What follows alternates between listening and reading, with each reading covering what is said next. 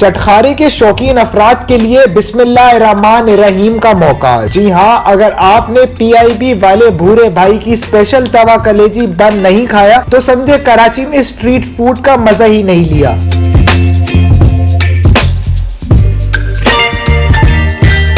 देसी मसाले, साफ सुथरी कलेजी, स्पेशल चटनी और बन पूरे शहर में मशहूर है। लोग दूर दूर से सिर्फ ये कलेजी बन खाने आते हैं। तकरीबन 22 साल हो गए।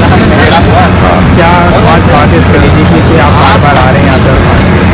यार एक तो इनका टेस्ट अच्छा है, ऊपर से हजम हो जाती है, कभी पेट खराब नहीं हुआ, कभी कुछ हुआ नहीं, इसलिए भी खा रहे हैं। और जो इसका स्पाइस है ना वो बहुत अच्छा है और कहीं नहीं मिलती, मशहूर है कराची।